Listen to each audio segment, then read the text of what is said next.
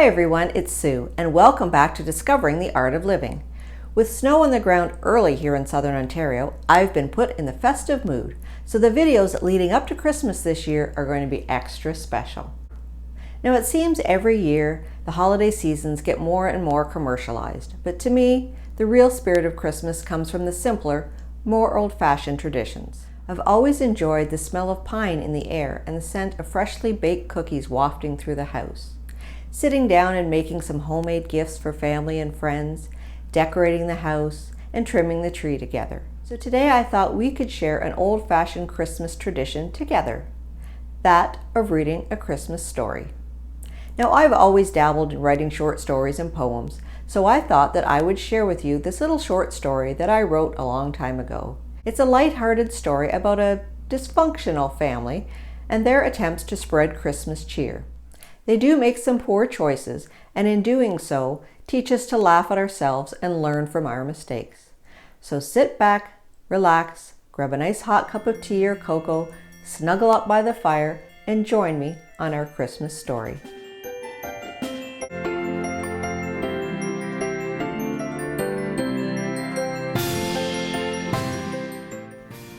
God Rest Ye Merry Gentlemen, Part 1 by Sue Demchina. God rest ye merry gentlemen, let nothing through this way. Emily Godfrey belted out with all of the passion her 5-year-old voice could muster. No, Emily, it's let nothing you dismay. Geez Louise, scolded Abby.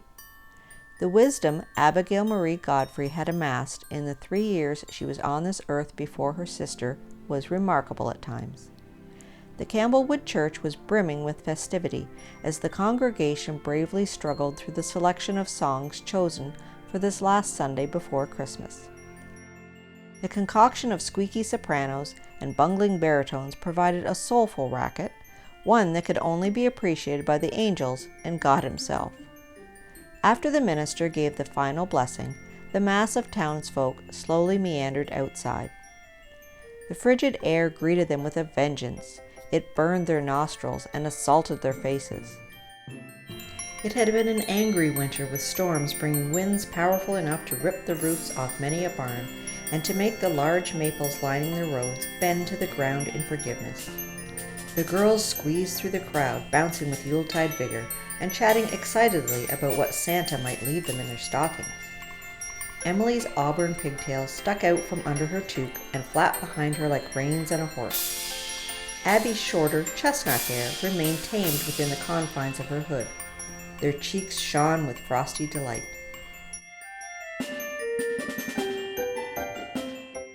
As with any other holiday, Christmas at Slave Girl Farm was always eventful, if not entertaining. The days leading up to the 25th of December were filled with the smells of freshly opened boxes of cookies from the bakery and the sugary fruit scent of the Jell-O mold that was Grandma Emma's masterpiece. "I'm no Martha Stewart," Emma always laughed.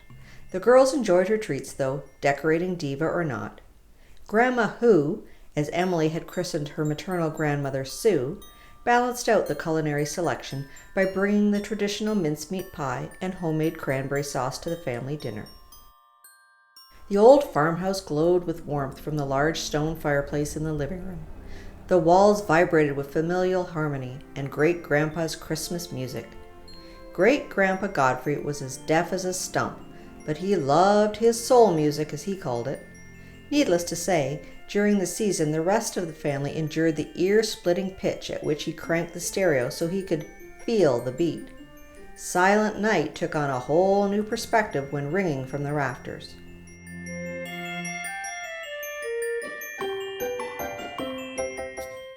The girl's mother, Laura, was demonstrating her astounding talent for balancing her creative energies with her motherly duties.